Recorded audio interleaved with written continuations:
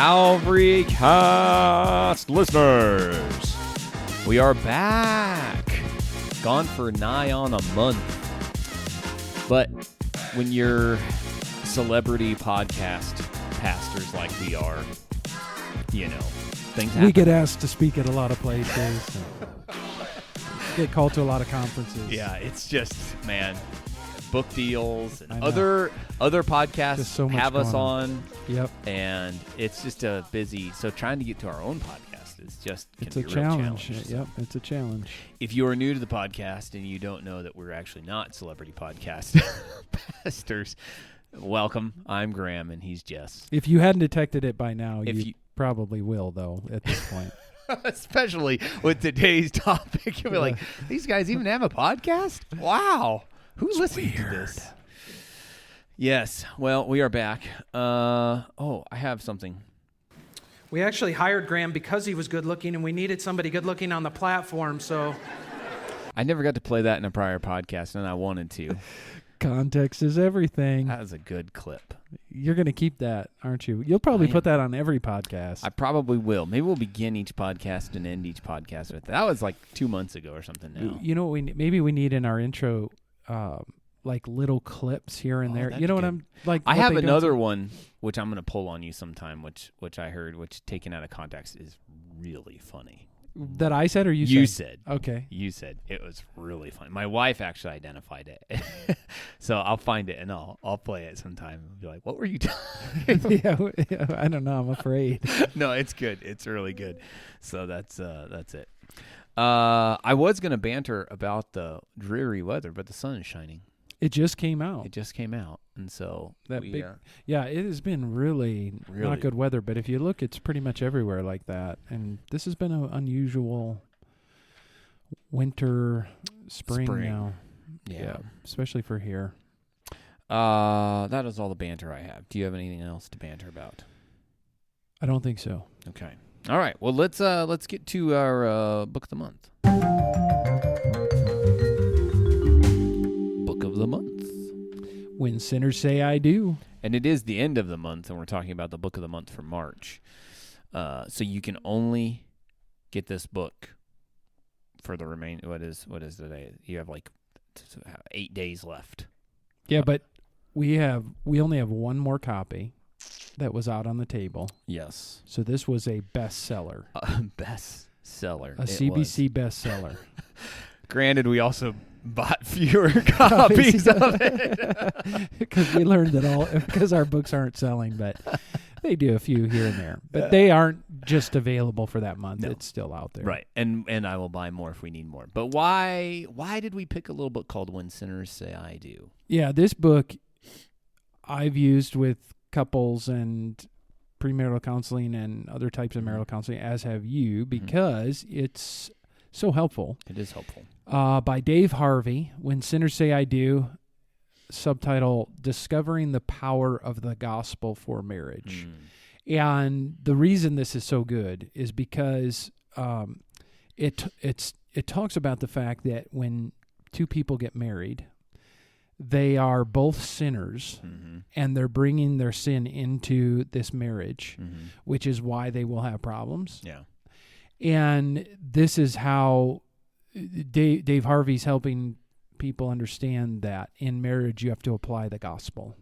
That knowing that you're a sinner, bringing sin in, and also how you're applying the gospel to your spouse, knowing they're a sinner and they need grace like you need grace. So it's helping you view your gospel from the perspective of, or your marriage through the perspective of the gospel of grace. Yeah. With things like forgiveness and mercy and patience and forbearance. And I think that's very helpful. I think that we could pretty easily say that most of the issues that arise in marriages are because we don't understand some of these gospel issues. Right. I mean, sin happens in marriage all the time. Yeah. And we need a proper understanding of the gospel. And so, thinking through, like even, as an example, what happens sometimes in marriages is when you have a problem, you automatically assume it's the other person's Yes. problem and not you. If they would just fix themselves or their Right. problem, then you'd be okay. He helps alleviate that. And the other thing I was going to say is this week's passage for our sermon Mm-hmm. is Romans 6, Mm-hmm. verses 5 through 12, I think is what we'll pretty much maybe be able to work through. I don't know. We'll see what happens. But the whole point is of that chapter 6, is how the gospel applies to our life. Yes. Or one aspect. One of it. aspect. One aspect of it, which is our relationship to sin, Mm-hmm. is changed now by the grace of God in the gospel, and our obedience to God in our pursuit of holiness, sanctification, is an outflow of the gospel. And as we're pursuing it, as we're trying to obey God, we're looking to the gospel. We're remembering the gospel. We're appropriating the gospel. And then we're putting the gospel into practice. So that should be in our personal pursuit of holiness, but also in our marriage. Like, how often do we miss that? Like, are you applying the gospel to your marriage each day, Yeah. right? And in that particular relationship.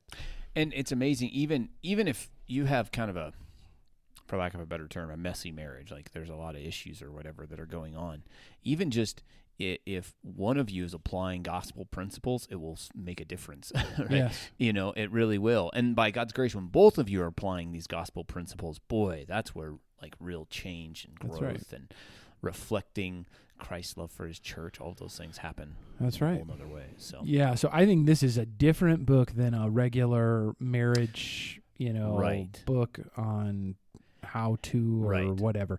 This is speaking more from the perspective of the It's- gospel. the how-to books, there's a place for those, but this is foundational to all of that, right? Right. If you have issues with communication in your marriage, I mean, it's helpful to learn some skills for that.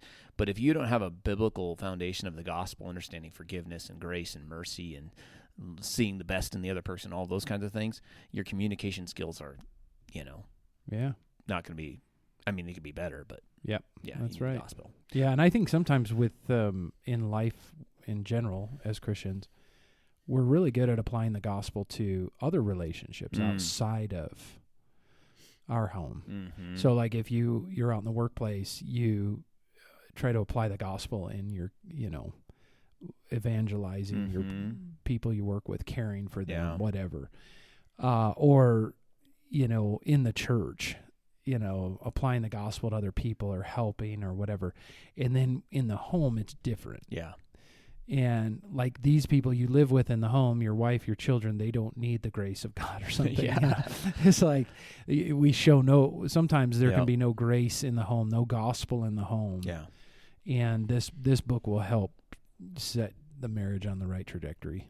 Cool. So run, don't walk, to grab the last copy of When Sinners Say I Do. Yep. And whoever has my copy, if somebody has stolen my copy, I'm going to show you grace. But I've lost it. Yeah, I can't find mine either. So I've given a couple away, We though. I've have ordered and then given away. marriage book thieves in our church. Next month's book, theft. Yeah. What did you... I heard a comedian once, and maybe I've said this already I don't before know. because I've said it. If a you number do, of times. we'll edit it out. But like this comedian, non-Christian comedian, but he was talking about how he stole the Bible from his hotel room.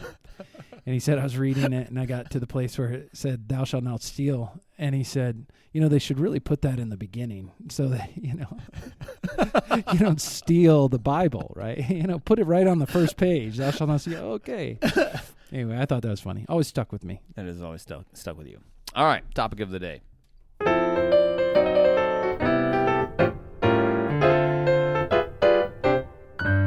Topic of the day. I have a number of titles for this episode. Dating for Dummies. I Kissed Dating Hello. Just Kiss Dating Goodbye. Or any other ideas. Well, those are all good. Those are all good. But a lot of people might not, well, maybe not a lot of people, but some people might not know like the kiss kiss- dating goodbye reference Yeah. from the now heretical apostate Yeah. Joshua Harris. Yeah. So we decided to do an episode on dating, and it fits with our marriage book. And this, just as a little shout out to people, right? This is a listener suggested topic. Okay. So you give us ideas and we do it. Now, if the content of this stinks, it's not our fault. It's the listener who sent us the information, which we'll name nameless just in case it be embarrassing or something they're asking about dating. But Right. So we're talking about dating. we're talking about dating. And maybe we should set the stage a little bit because it isn't. We could talk about our dating experiences. Mm-hmm. They're very different, I think. Mm-hmm. Yours and mine? Yeah. Oh, yeah. Yeah, they'd be very different. I wasn't a Christian. We weren't like born again people when we met, and it was a different environment and scenario. And we met when I was in the Air Force, and dating was just different than what it would have been if we were believers at the time. Yeah. So. I don't know why that makes it. Yeah, I don't know. Maybe that the point is God can redeem dating. Yeah, I think so. Something like for that. For sure, yeah. We were in Bible college. Because what I would say, you couldn't, in other words, you couldn't look at my life at that point and say, this is what I did, this is what you should do. Because it should look very much differently. Right. There's more God-honoring principles involved and things, and that would be different. So we're clarifying, we're talking about Christian dating, right? Exactly. Not just as the world talks about dating. No. And isn't that important that Christian people distinguish that just like with everything else, there should be a holiness to our dating. Yes. So a true Christian's dating will be different than, in some ways, than what the world should be. Than what the world's. It shouldn't look the same as the world's, right? Exactly. Okay. I think the thing that's hard, like what does the writer of Ecclesiastes say? Of the writing of books, there is no end. Of the writing of dating books and methodologies, there's no end. Yeah. And part of the thing with that is, and especially in Christian circles, this is, if you're a single person, this can consume a lot of your thinking. Mm-hmm. Dating, trying to find a person to be married, the desire to be married, it's a good thing, right? And it can be frustrating if you're a Christian who's trying to find another Christian person to marry and can't find one.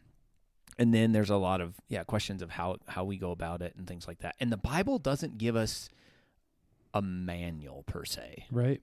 There's no book that we can open to that just says this is what dating looks like. The Bible doesn't even really have a concept of what our current understanding of dating would be.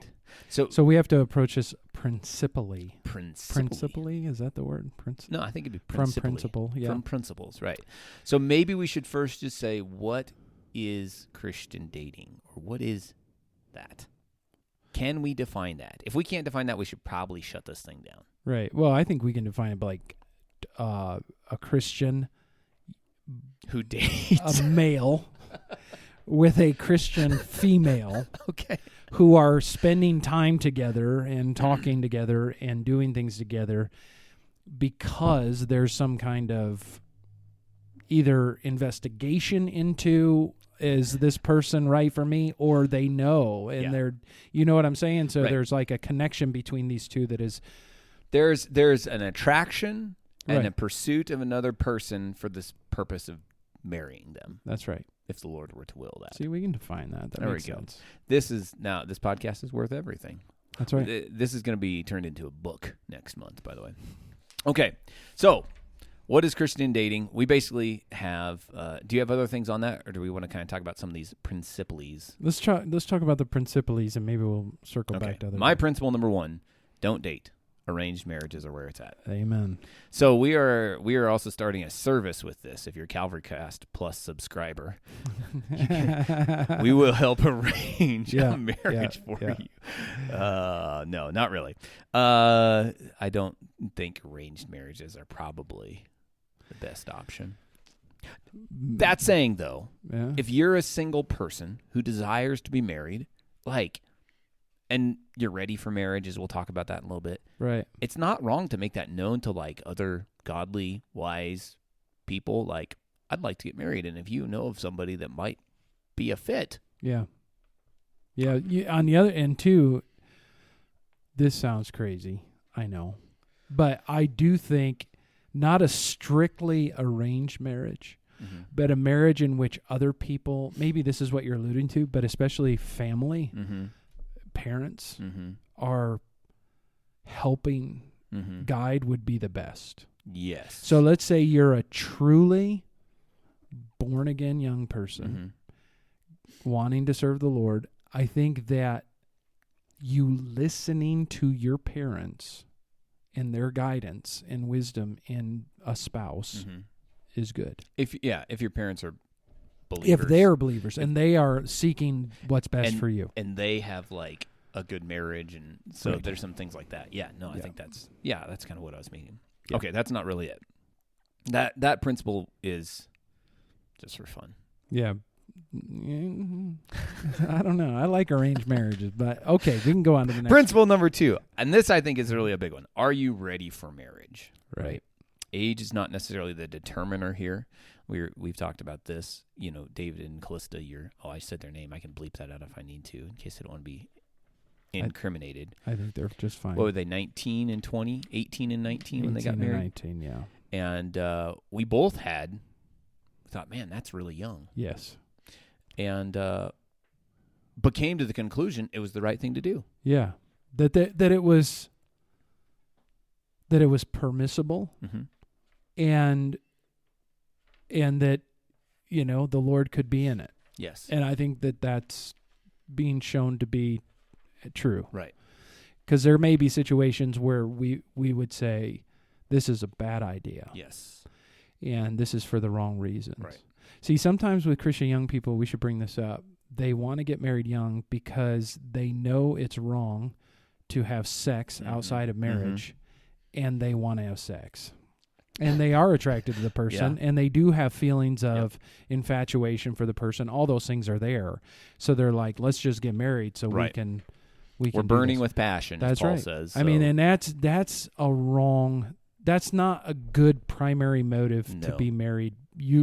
There is something to be said of learning some self-control for a couple of years until you're mature or get through your schooling or you're prepared financially or whatever it is. Yeah.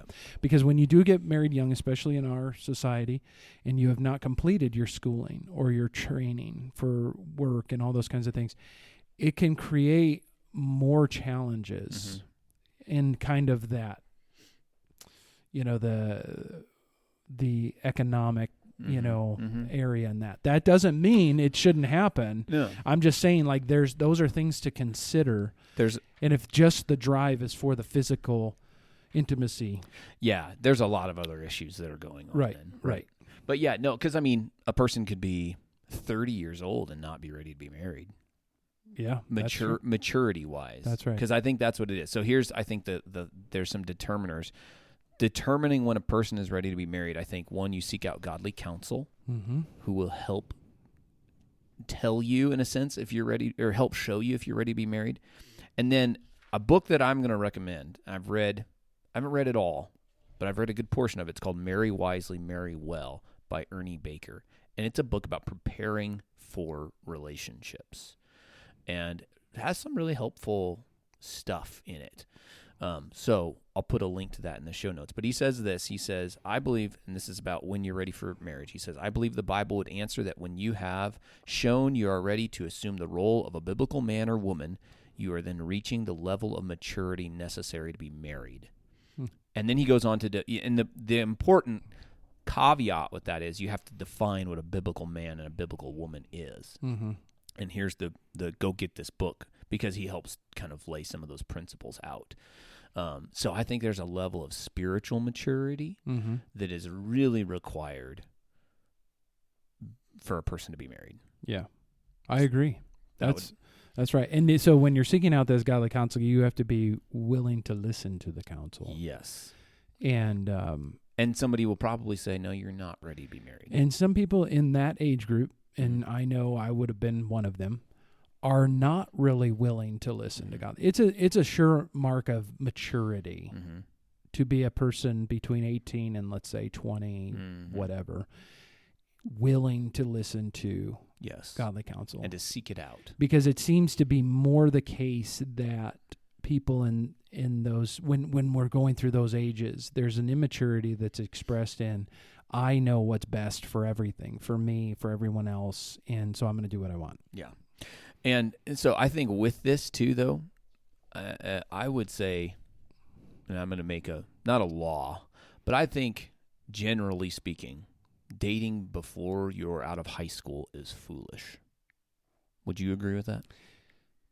I think foolish might be a strong word, and I also think it could be dependent on the circumstances, I suppose, right? I think it's probably not as wise. Right? Maybe that's maybe the other way. If I say foolish, it's more reactionary. Yeah. Because there are many stories of high school sweethearts, and they met maybe at youth group, and they see each other, and then that was it. Like they just knew that was who. They don't have any interest in being with anyone else, right? But sometimes, but I still think as a general principle, right, pursuing someone for a relationship of this magnitude, right, at an age when, especially, you're not ready to be married, right, is kind of a waste of time. The other thing that's interesting, I was reading an article that was talking about, and it was a biblical counselor evaluating, there's studies that people did on what dating at younger ages does for you socially and things like that. Because some people will argue, well, if you don't date like at young 14, 15, 16, you're socially inept in some ways. And that studies actually showed the opposite of that, that people that didn't date were more socially fit in better or whatever. And I think the reason is because they learn to develop relationships with all kinds of people. Right. So. Yeah, and I think that's good. I feel like the problem is, even in talking about dating, again, is like a lot of what high schoolers will do is they find somebody they like, and it's like, oh, we love each other, and that kind of thing. You. So is it like going steady? Are we talking about that, or like going out with a group and you like another person in that group and you all went out to eat or something? Yeah. And I mean, what the level of what we're doing. There are like these crush feelings, right, that you're going to have at young ages, and this would maybe be my word of counsel. Right. I think don't pursue those though. Yeah. Right. Like if you enjoy, like if you're a guy and you enjoy a girl's company, you think she's fun, she's godly, all of those things, but you're 16 years old, I don't think you need to go and try and make that formal. Yeah. And I think some of this will be it will involve temperament and personality. Right. And parental involvement. Right. Because you, at that age, you see somebody that you like, and you get that infatuation with them. It's easy for us to say, don't pursue that. Yeah. But having those feelings, this kid has, and again, the people that would say, yeah, you're right, Pastor Graham said I shouldn't pursue this, and I'm not, that would have to be a very mature young person who can override very strong desires, right? But I think that, we're going way off the beaten trail, but this is good. It all ties into dating. It all ties in, though, but I think that as a parent, and I've probably infuriated a lot of people by the things I've just said. But as a parent, like that's part of your job is to guide your child to help them restrain their passions. Yeah. And so you can, it's not, I've been there. Right? I understand that. But yet at the same time, you can just establish this principle, like as our family, you don't date until a certain age. We're not dating until a certain age. Right. And I understand you have these feelings, but let's hold the No, that's what I'm saying. horses. I'm not condoning the dating itself. I'm saying when you put we haven't talked about the parental role here. So the parents should put on barriers, right? And they say, whatever we say, whatever the age is, you can then pursue something where you're actually going to go out with somebody and whatever. What I'm saying is, for in the mind of that teenager, whether their parents have the rule or not, the idea is getting them to not, have these strong feelings for somebody else is unrealistic. It can't be like, in other words, it cannot be imposed from outside. Right. Now the barriers, that's different. That's what I'm talking about. I'm not saying you, just because a child has a strong feelings for somebody, you let them date them. Right. No, a parent would be foolish to do that. You have to put barriers around things and that. But the restraining of those. That's the challenge. We can't put you can't put the adult mind into the teenage mind, but that's where the parent has to guide. Right, exactly. And you're helping them evaluate these strong feelings. And we do, we got to understand in many cultures, even some still in the world, people are married in their teen years. All right. So there may be some installation of these desires that was very naturally put there by God to get younger people married, but in our culture that has changed. Right. And so, yeah, you're right. But the serious dating relationships should be restrained and reserved until there can be a follow through with it of getting married. Yeah. Calista had a friend. I knew this girl because I knew her when she was a little girl in a previous church. And she started dating this guy freshman year of high school. Yeah, and I shouldn't even say, well, Calista won't listen to this podcast most likely, so I'll be safe. But I'm going to text it to her and be like, listen for your name drop. So Calista and this girl were really good friends, but then we moved, and so social media keeps them in touch. Well, anyway, so this girl had this freshman boyfriend. I was like, this is so stupid. Like I said, there's no way they're going to get married. Like, these things never last. And she's like, I'll bet you, Dad. I'll bet you they get married. So we bet like $100 or something. Really? Yeah, it was a lot of money. Because I knew it'd never follow through, or she'd forget, which I think happened. I don't know. But sure enough, like 6-7 years later, boom, they got married. Calista's like, they got married. I told you they were going to get married. Did you pay her the $100? I didn't pay her the $100. I should, though. I should pay her up on that. Wow. But that's an interesting story. So there are like exceptions. Those are exceptions. But that doesn't mean that it would have been wise for the parent to allow them to start that kind of relationship at freshman year. Even though there's happy endings to some stories, a lot of times there's crushed. Well, the same thing applies in like your dating thing, right? Like your marriage is worked out like by God's grace, He's redeemed it, but yet you wouldn't condone dating the way that you did. It's 100% right. And that's how you got to do it. You can't always run at this from the perspective of, well, we did this or it turned out okay. No, you have to, you know, God is gracious in many situations, but there are others where we can see that it wasn't the same turnout. So, okay, I'm going to jump our principles around. This is going to be like a 2-part podcast, but maybe we can pick it up a little bit.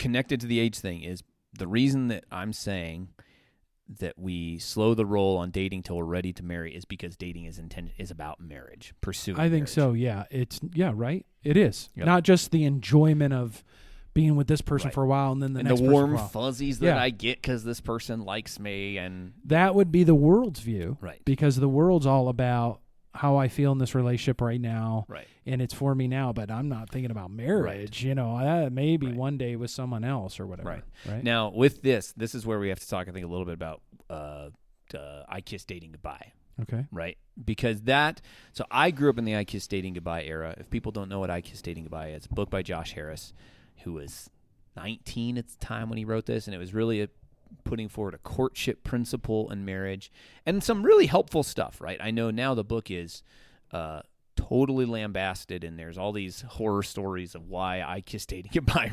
And he's an apostate. He's an apostate. He walked away from Christianity. Literally is rejected. Yeah. All that aside, there were some like helpful things.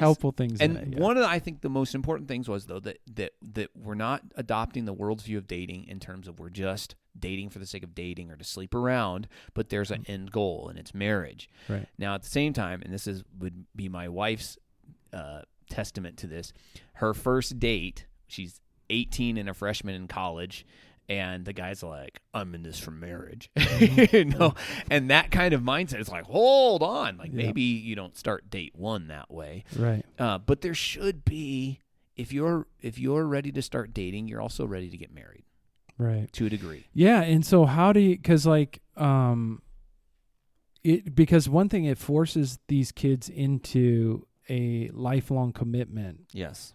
If they go into it with strictly that I Kiss Dating Goodbye, this is a courtship to be married, then it forces them into a situation way too quickly. Right. They got to make a decision by the end of date one. Okay, I'm going to probably marry this person. Yes. And that's silly and destructive. Right. On the other hand, what we're trying to avoid is the concept that dating is for entertainment purposes, just for fun, and we go from one person to the next. Right. So there should be some kind of seriousness involved in dating, not in making that relationship serious right away, but a real prayerful, and again, we're talking about Christian kids here with maturity, a prayerful thoughtfulness of, I don't want to just keep hanging out with this person when I don't foresee us having any possibility in the future being married. Yeah. Right. So there's a balance there that's kind of, it's really hard to nail down, but it's like, you know, you got to avoid both of those pitfalls. Yes. So, okay, that leads to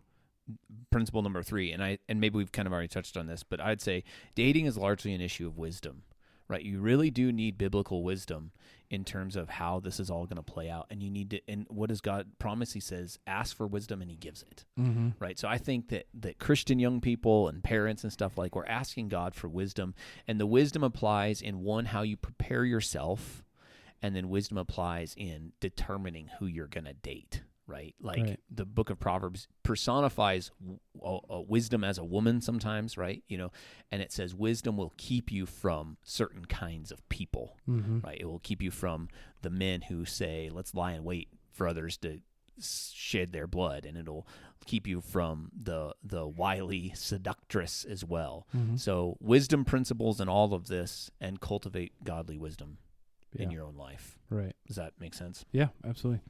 Let's see here. Okay.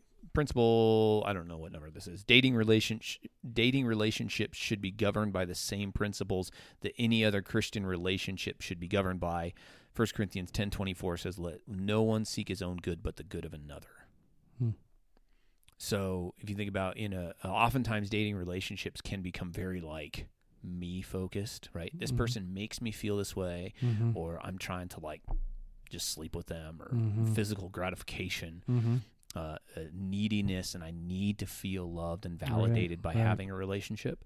And Christian dating shouldn't be that way. Right, because if you approach the dating aspect selfishly, that's what the marriage will become. Exactly. And then as soon as your needs aren't being provided in the way you think they should, or you're not feeling the same way you did, you'll bail out.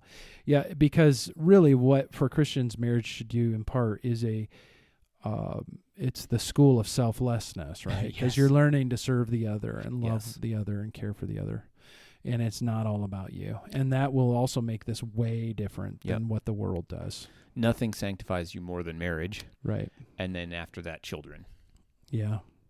And the biggest way of sanctification is selflessness. Yes. When you're doing it right, when you're being the way. And selfishness is revealed in I'm done with this marriage, or I'm leaving my family, or whatever. Yep, that's right.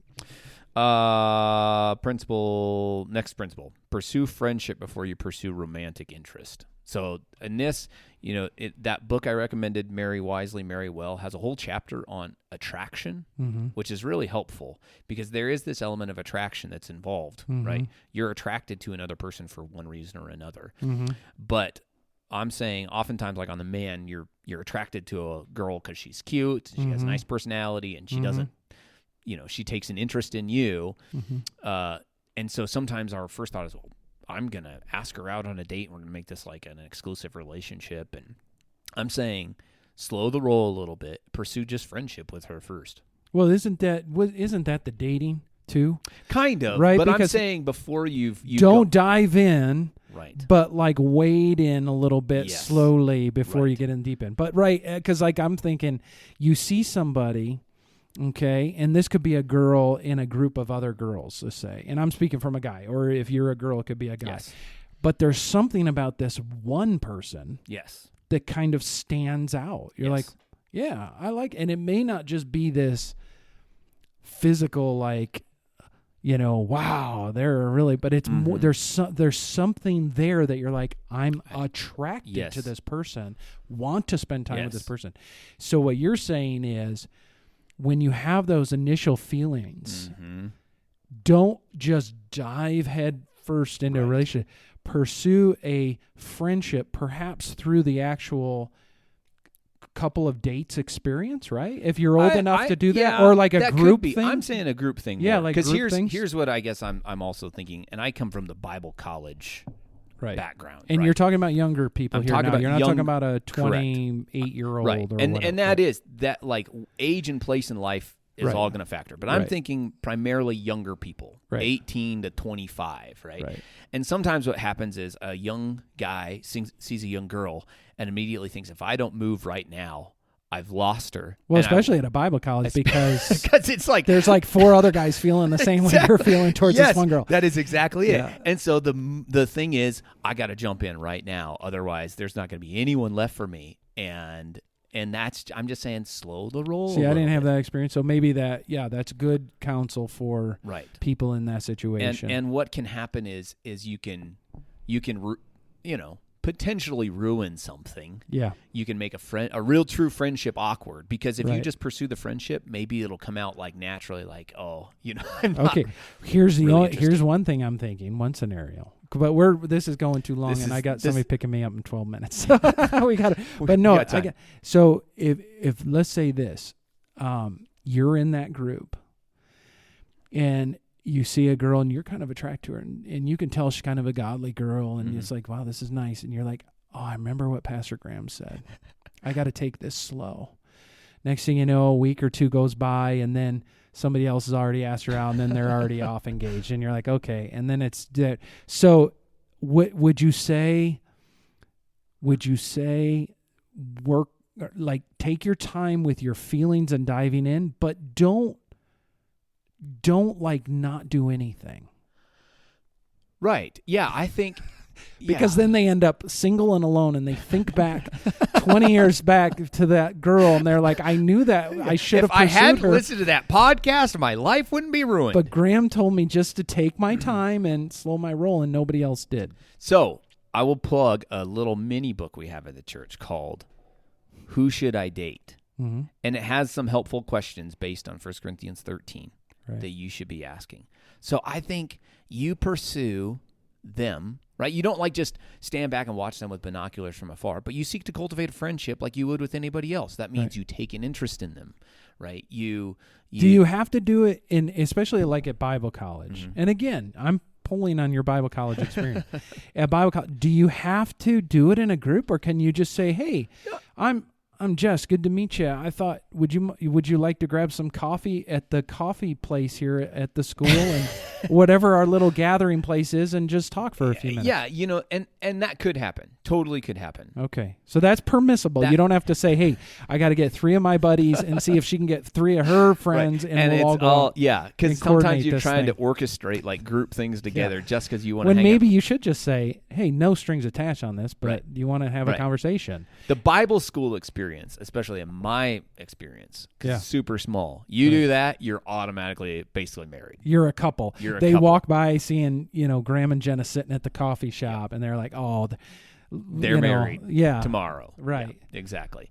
But so I don't know. There's some wisdom that needs to be there. Yeah, so in other words, case. We're not making rules here. What we're saying is some principles that apply. And like group date settings, even if it's not a date, even if it's like a group setting and it wasn't purposeful, but you hang out in a friends group for a while and you get to know. So I'm sure there's lots of stories. Well, and here's the thing too with that is you learn more things about that person that you wouldn't learn in a one-to-one setting. You see how they relate to other people. Right. They're not trying to just impress you. You just see them more normally. Yeah. That's helpful. All right. Pursue purity. Principle number, I don't know what, but like pursue purity in your own life. Yeah. Right. And then when you're dating, you better have barriers with that. You better have barriers. You do. And they got to be your own convictions. Right. They can't be your parents. And again, we're talking, in part of this, we're talking to, family saying, put some barriers around your child. Are you talking about in the dating relationship? Yeah. Yes. Like you got to come in with your own purity convictions about what this is going to look like, what we're going to do and not do. Especially as any relationship like that develops. Yep. I've talked to very few Christian couples, even Christians that started out the right way, were Christians who didn't say, we did things I wish we wouldn't have, or whatever. Yes. That's just reality. Yes. Okay. Yep. So you've got to have these strong purity convictions. Yes. And if the one person, if you're starting to date somebody and they don't share those and they're trying to make you violate yours, you've already shown this is not a person you should pursue. Yep. And if you're a young person dealing with purity issues outside of a dating relationship, you're a young man and you're like steeped in porn, you're not ready for it. I agree with that. Yeah. So you need to pursue purity in your own life. Yep. Okay. 2 other quick principles here. And we can wrap this puppy up. We're almost 40 minutes. Oh, and you have one more. Okay. Yep. A dating relationship or marriage will not make you ultimately happy. Right. I think that we think when we're single and lonely that if I just have somebody who takes an interest in me and cares about me and all that, my life will be so much better.